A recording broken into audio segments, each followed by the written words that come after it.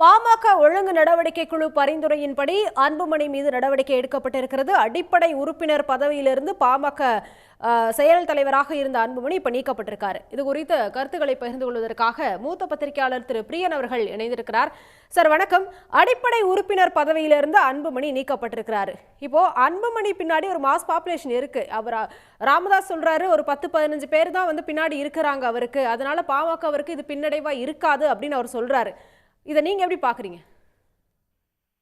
இல்ல, ராமதாஸ் சொல்வது எனக்கு சரி என்று படவில்லை ஆக்சுவலா. ஏன்னா அன்புமணி பின்னாடி நிர்வாகிகள் இருக்காங்கன்றது அவர் நடத்தின பொதுக்குழுல இருந்து நம்ம தெரிஞ்சுக்கணும். நம்ம அதே மாதிரி ராமதாஸ் அவர்களும் பொதுக்குழு நடத்தினார். ஸோ அந்த பொதுக்குழு உறுப்பினர்கள்ல சில பேர் அங்க போயிருக்காங்க, சில பேர் இங்க இருக்காங்க. அதனால ஒரேடியா அன்புமணி பின்னாடி யாருமே இல்லை அப்படின்லாம் சொல்ல முடியாது. தொடர்ந்து அன்புமணி பல மாவட்டங்களுக்கு பயணம் மேற்கொண்டிருக்கிறார். அங்கெல்லாம் லோக்கல்ல இருக்கிற 3 எம்எல்ஏ அவரை சப்போர்ட் பண்றாங்க. அவருக்கு கூட எம்எல்ஏக்கள் எல்லாம் போயிட்டு இருக்காங்க. ஸோ அதனால நிர்வாகிகள் எல்லாம் போயிட்டு இருக்காங்க. அதனால ஒரேடியா அன்புமணி செல்வாக்கு இல்லாமல் இருக்கார் பாமகன்னு சொல்ல முடியாது.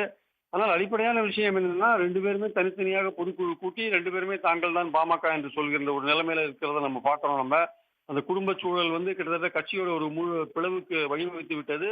இந்த பிளவு என்பது ஒரு முழு வட்டமாக வந்து விட்டது என்றுதான் பார்க்கிறோம். நம்ம எலெக்ஷனுக்குள்ள அது மீண்டும் ஒன்று சேருமா இல்லையா என்பது ஒரு $1000 கொஸ்டின்ற மாதிரி ஒரு முக்கியமான ஒரு கேள்வியா மாறி இருக்கிறத பாக்குறோம். குடும்ப சண்டை எப்படியும் தேர்தலுக்கு முன்னாடி முடிவுக்கு வந்துரும்னு நம்பிக்கையோட இன்னும் பாமக தொண்டர்கள் காத்துட்டு இருக்காங்க. அப்படி அது முடிவுக்கு வரல, 2 பேரும் தனித்தனியா தான் எலெக்ஷனை சந்திக்கிறாங்க அப்படின்னா அது பாமகவுக்கு ஒரு பெரிய பின்னடைவாக போறதுக்கான வாய்ப்பு இருக்கு. அதற்கு முன்னாடியே பாமக தொண்டர்கள் விரக்தியில் இருப்பாங்க. அவங்க விரக்தியில் இருக்கிற பாமக தொண்டர்கள் விஜய் கட்சிக்கு மாறுவதற்கான வாய்ப்புகளோ இல்லை வேறு கட்சிகளுக்கு போவதற்கான வாய்ப்புகளோ நிறைய இருக்கு. இந்த உண்மையை புரிந்து கொண்டு அன்புமணி அவர்களும் ராமதாஸ் அவர்களும் கட்சியை ஒன்றிணைக்கிறதுக்கான அல்லது சேர்ந்து செயல்படுவதற்கான ஒரு வாய்ப்பை மீண்டும் உருவாக்க வேண்டும் என்பதுதான் பாமக தொண்டர்களின் கருத்தாக இருக்கிறது.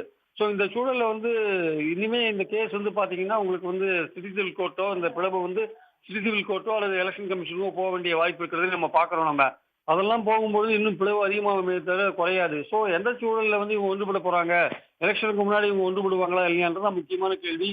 இதுல பாஜக போன்ற கட்சிகள் பாமக ஒன்றுபடுத்துறதுக்கான ஏதாவது முயற்சிகள் இறங்குவாங்களான்றதையும் பார்க்கணும், நம்ம பொறுத்திருந்து பார்க்கணும். பாமக தொண்டர்களும் விரக்தியில வேற கட்சிக்கு போறதுக்கான வாய்ப்புகள் இருக்கு. அதனால ராமதாஸ் அவர்கள் நிறுவனர் என்ற முறையில் அன்புமணிக்கு தலைவர் பதவி கொடுத்தாரு. அவரை சுதந்திரமா செயல்பட விட்டுருக்கலாம், தலையிட்டு இருக்க வேண்டாம். ஸோ இந்த சூழல்ல ஒரு குடும்ப சண்டை ஒரு கட்சியோட பிளவுக்கு வழிவகுத்து இருக்கிறத நம்ம பார்க்கிறோம். நம்ம இனிமே பொறுத்திருந்து தான் பார்க்கணும். இந்த எலெக்ஷனுக்கு முன்னாடி சேருவதற்கான ஒரு வாய்ப்பு இருக்குன்னு அவங்க குடும்ப வட்டாரத்துல சொல்றாங்க. அந்த பொறுத்திருந்து தான் பார்க்கணும் ஆக்சுவலா.